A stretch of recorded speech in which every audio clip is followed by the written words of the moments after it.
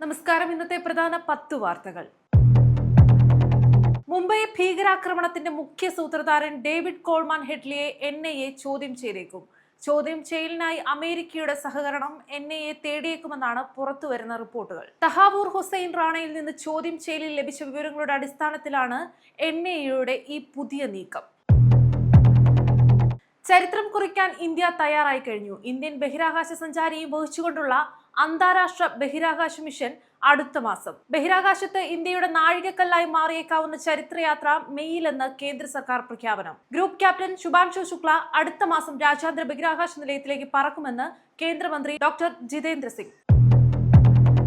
കഴിഞ്ഞ ദിവസം കൊച്ചിയിലെ ഹോട്ടലിൽ നടന്ന ലഹരി പരിശോധനയ്ക്കിടെ ഇറങ്ങിയോടിയ നടൻ ഷൈൻ ടോം ചാക്കോ അറസ്റ്റിൽ. NDPS ആക്ടിലെ സെക്ഷൻ 27-29 പ്രകാരമാണ് നടനെതിരെ പോലീസ് കേസെടുത്തിരിക്കുന്നത്. 6 മാസം മുതൽ 1 വർഷം വരെ തടവ് ലഭിച്ചേക്കാവുന്ന കുറ്റമാണ് ഷൈനെതിരെ ഇപ്പോൾ ചുമത്തിയിരിക്കുന്നത്. നടനെ സ്റ്റേഷൻ ജാമ്യത്തിൽ വിട്ടയച്ചേക്കും.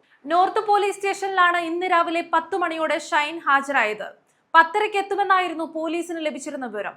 എന്നാൽ പറഞ്ഞതിനും അരമണിക്കൂർ മുൻപേ ഷൈൻ സ്റ്റേഷനിലെത്തുകയായിരുന്നു. പുറത്തുനിന്ന മാധ്യമങ്ങളോട് പ്രതികരിക്കാതെയാണ് ഷൈൻ സ്റ്റേഷനകത്തേക്ക് കയറിപ്പോയത്. അതിനിടെ ഓടിക്കളഞ്ഞത് പേടിച്ചിട്ടെന്ന് നടൻ ഷൈൻ ടോം ചാക്കോ. തന്നെ അപായപ്പെടുത്താൻ വരുന്നവരാണെന്ന് സംശയിച്ചുവെന്നും നടൻ പോലീസിന് മൊഴി നൽകി.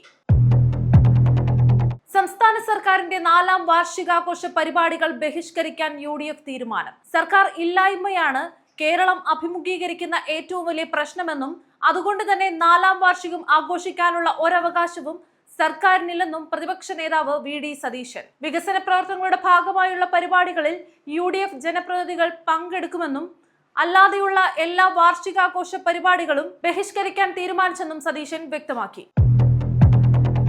പ്രതിരോധ ആയുധ കയറ്റുമതിയിൽ ഇന്ത്യ മറ്റൊരു വമ്പൻ ഇടപാടിന് ഒരുങ്ങുന്നുവെന്ന റിപ്പോർട്ടുകൾ പുറത്ത്. ഇത്തവണയും ഇന്ത്യയുടെ ഗ്ലാമർ ആയുധമായ ബ്രഹ്മോസ് തന്നെയാണ് വാർത്തകളിൽ ഇടം പിടിക്കുന്നത്. ഫിലിപ്പീൻസുമായി ബ്രഹ്മോസ് വിൽപ്പന അടുത്തിടെ നടന്നിരുന്നു. ഇപ്പോൾ ദക്ഷിണ പൂർവേഷ്യൻ രാജ്യമായ വിയറ്റ്നാമാണ് ബ്രഹ്മോസ് വാങ്ങാൻ ഒരുങ്ങുന്നതെന്നാണ് റിപ്പോർട്ടുകൾ പറയുന്നത്. ബസ് കാത്തു നിൽക്കുന്നതിനിടെ ഉണ്ടായ വെടിവെപ്പിൽ കാനഡയിൽ ഇന്ത്യൻ വിദ്യാർത്ഥിനി കൊല്ലപ്പെട്ടു. പഞ്ചാബ് സ്വദേശിയായ 22-കാരി ഹർസിമ്രത് രണ്ടാവയാണ് കൊല്ലപ്പെട്ടത്. ഒന്റാറിയോയിലെ ഹമിൽട്ടണിലാണ് സംഭവം. 2 വാഹനങ്ങളിലായി എത്തിയ സംഘങ്ങൾ തമ്മിലുണ്ടായ സംഘർഷത്തിനിടെ ഹർസിമ്രത്തിന് വെടിയേൽക്കുകയായിരുന്നു. മൊഹാ കോളേജിലെ വിദ്യാർത്ഥിനിയായിരുന്നു. മോഹൻലാലിനെ നായകനാക്കി പൃഥ്വിരാജ് സംവിധാനം ചെയ്ത എമ്പുരാന് പുതിയ നേട്ടം. ചിത്രത്തിന്റെ ടോട്ടൽ ബിസിനസ് 325 കോടി കടന്നതായി അണിയറ പ്രവർത്തകർ. മോഹൻലാൽ തന്നെയാണ് വിവരം സോഷ്യൽ മീഡിയയിലൂടെ ആദ്യം പങ്കുവച്ചത്. കോങ്കോയിൽ നിന്ന് ഇന്ധനവുമായി പോയ ബോട്ടിന് തീപിടിച്ച് 148 പേർ മരിച്ചു. 100 കണക്കിന് ആളുകളെ കാണാതായി. HP കൊങ്കോളോ എന്ന ബോട്ടാണ് അപകടത്തിൽപ്പെട്ടത്. അപകട സമയത്ത് 500ഓളം പേർ ബോട്ടിൽ ഉണ്ടായിരുന്നു എന്നാണ് വിവരം. റുക്കി കോങ്കോ നദിയുടെ സംഗമ സ്ഥലമായ എബണ്ടഗയ്ക്ക് സമീപമാണ് അപകടമുണ്ടായത്. രക്ഷപ്പെടുത്തിയ 100ഓളം പേർ ആശുപത്രിയിൽ ചികിത്സയിലാണ്. കഴിഞ്ഞ ചൊവ്വാഴ്ചയായിരുന്നു അപകടമുണ്ടായത്. കപ്പലിൽ പാചകത്തിനിടെയുണ്ടായ തീയാണ് അപകടത്തിന് കാരണമായതെന്നാണ് പ്രാഥമിക നിഗമനം. മൃതദേഹങ്ങൾ പലതും കത്തിക്കരിഞ്ഞ നിലയിലാണ്.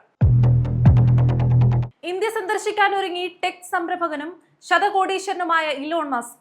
ഇന്ത്യൻ പ്രധാനമന്ത്രി നരേന്ദ്രമോദിയുമായുള്ള ഫോൺ സംഭാഷണത്തിനിടെയാണ് ഇന്ത്യ സന്ദർശിക്കാനുള്ള ആഗ്രഹം മസ്ക് പ്രകടിപ്പിച്ചത്.